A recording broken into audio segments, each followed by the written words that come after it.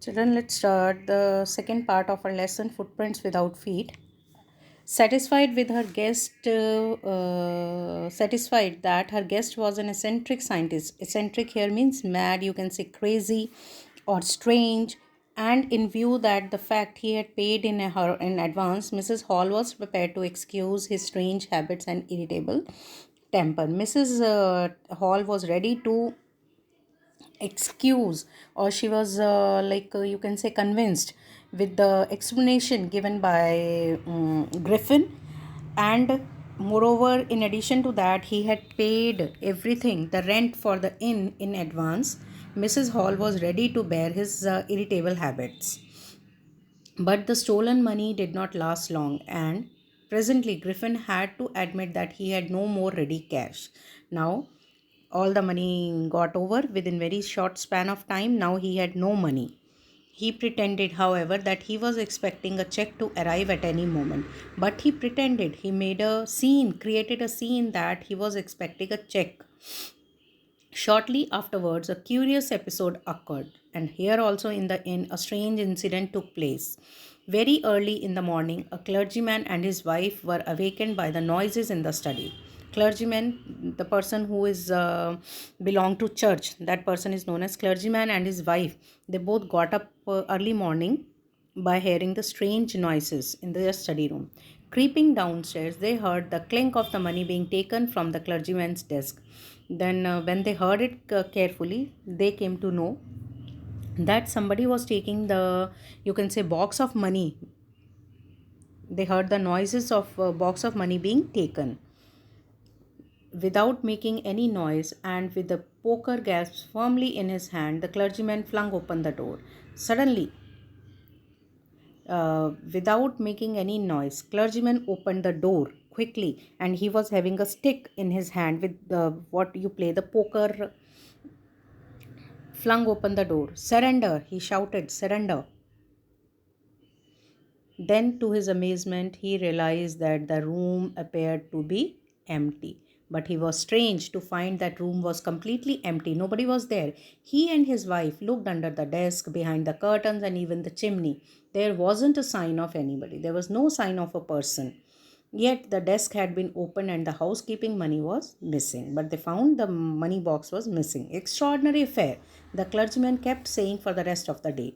He said for the rest of the day, as they both were shocked, bewildered, surprised by seeing this incident, the whole day this incident had an effect on the mind of clergyman. He kept on saying all the time that what a strange incident, he was telling to the people.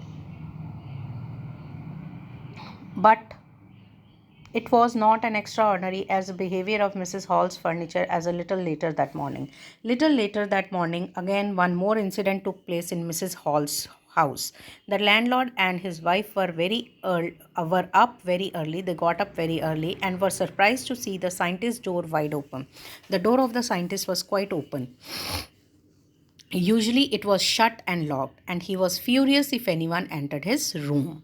The opportunity seemed too good to be missed. So both of them, this opportunity was quite good. They did not want to miss this opportunity to look into Griffin's room.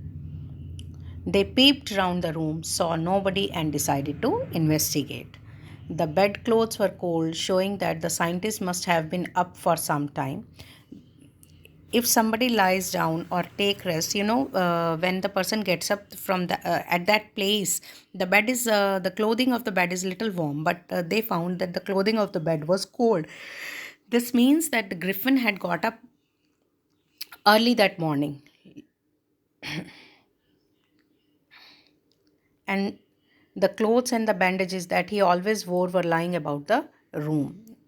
As all of a sudden Mrs. Hall heard a sniff close to her ear, she suddenly heard that somebody took a breath near her ear. She heard. A moment later, the hat on the bedpost leapt up and the dash itself into her face. Suddenly, she noticed the hat which was lying on the bedpost. Suddenly, she dashed into. raised in the air and directly dashed into the face of Mrs. Hall. Then the bedroom chair became alive. Now bedroom chair was also moving. Springing into the air, it charged straight at her, legs foremost. And it was the chair was now moving in the air, and it took a shot at Mrs. Hall again, and from the leg side first, means the legs of the chair were shot first, were towards Mrs. Hall.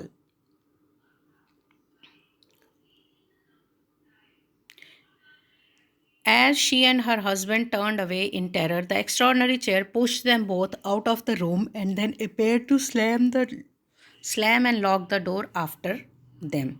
Then it seemed that chair pushed them both out of the room and the door was locked and shut.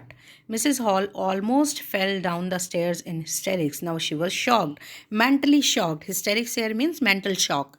And she almost fell down the stairs. She was convinced that the room was haunted by spirits and that the stranger had somehow caused these to enter into her furniture. Now, what impression they got? They got the idea that the strange man has caused the spirits to enter into her furniture. That is why the furniture has become alive.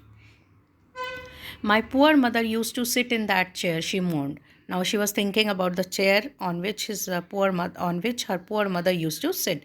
To think it should rise up again against me now. She was shocked to see that that was the chair of my mother, and now it is rising against me. It was a shock for her. The feeling among the neighbors was that the trouble was caused by witchcraft. Now they also in neighborhood also there were talks that this incident has happened because of witchcraft. But witchcraft or not, when news of the burglary at the clergyman's house became known, the strange scientist was strongly suspected of having a hand in it. But leaving about the witchcraft,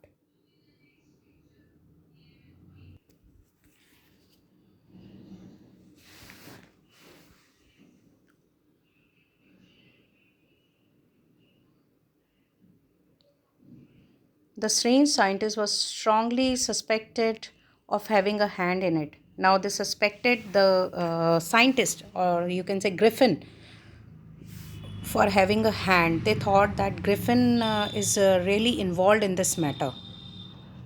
Suspicion grew even stranger when he suddenly produced some ready cash, though he had admitted not long before that he had no money. Now he gave the cash, but before that he admitted that he had no cash. Now this suspect grew stronger. The village constable was secretly sent for. Now the village constable was given the duty to look into the matter. Instead of waiting for constable, Mrs. Hall went to the scientist, who had somehow mysteriously appeared from his empty bedroom. Now scientist was not there. I want to know what you have been doing in my chair upstairs, she demanded. And I want to know how it is you came out of an empty room and how you entered a locked room. Now she put through a few questions on Griffin. She wanted the answers of these questions from Griffin. The scientist always The scientist was always quick tempered and now he became furious. Always short tempered. Here, quick tempered means short tempered, and he became very upset. You don't understand who or what I am, he shouted. Very well, I will show you. Now he answered Mrs. Hall that you do not know who I am. Now I will show you who I am. Suddenly he threw off the bandages, whiskers, spectacles, and even the nose. It took him only a minute to do it. The horrified people in the bar found themselves staring at headless man.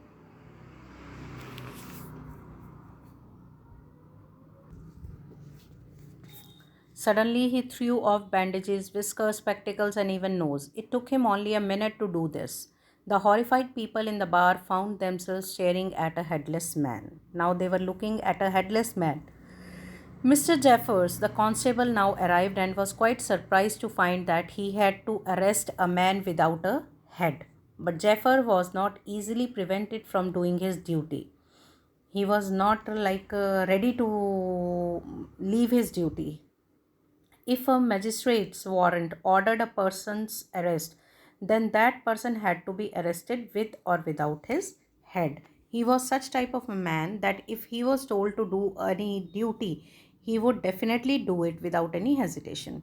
There followed a remarkable scene as the policeman tried to get a hold of man who was becoming more and more invisible as he threw off one garment after another. This policeman was also strange, and the scene was remarkable when he was trying to catch a man who was one by one removing off his clothes and becoming invisible. Finally, a shirt flew into the air, and the constable found himself struggling with oneself he could not see at all. Now, the constable was trying to catch the man. He was struggling with a man who was invisible. Some people tried to help him but found themselves hit by blows that seemed to come from nowhere.